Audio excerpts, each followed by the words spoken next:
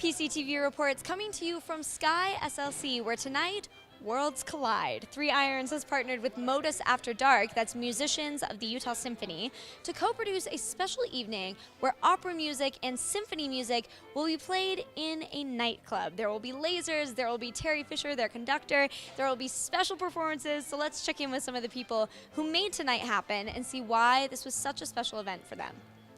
Well, MOTUS After Dark is a series that the musicians of the Utah Symphony started to really reach new audiences in cool establishments like this, playing great classical music in a totally different environment than people are used to hearing it.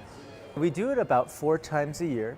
We do it in 4 different venues, and it's sort of a grand experiment, and the audiences react in different ways every time. Sometimes like it's a big party, sometimes it's a little bit more like a concert atmosphere.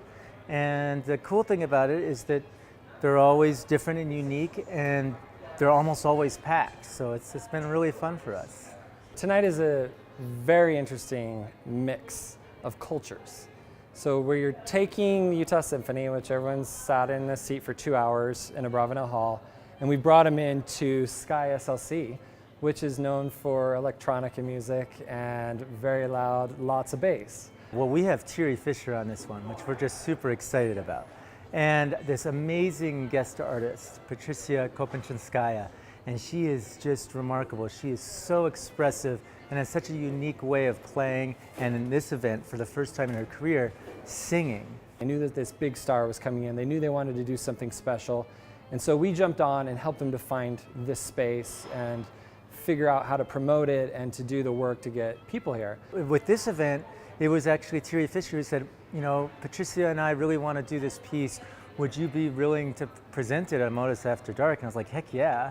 So after that, it was just sort of trying to encase it, you know, in the proper venue and surround it with the proper repertoire. So they came to us originally, and we thought it was a great idea. And so, of like the last 15 years that I've been in the bar business, that I've always wanted to like crossing the music instead of being all just like electronic music or being like just bands or like having like this, you know, where it has to be this like standard of like, okay, these are the people that we're having come.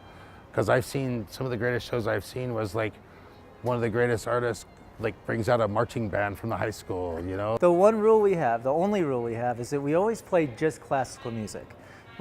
So like it's going to be this really cool piece that just changed music history called Pure Lunaire, and that's where the soloist Patricia will be singing.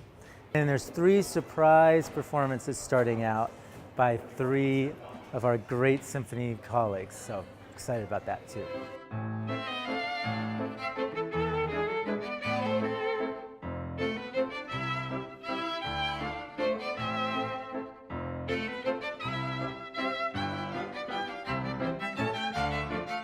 For those who have seen your previous story on the mural that we did downtown, we're trying to do 50 of these creative projects in 1 year. And part of creativity is promotion. If you can't get people to show up for your event, it doesn't matter if you're the best singer in the world, the best piano player, the best artist, you'll be sitting there for an audience of your mom and your cousins. And so this iron for us was a practice of promoting the arts. And we're super excited about it. We created videos, we did a lot of social media work around it, and sold tons of tickets, and this place will be filled up tonight, and we couldn't be happier.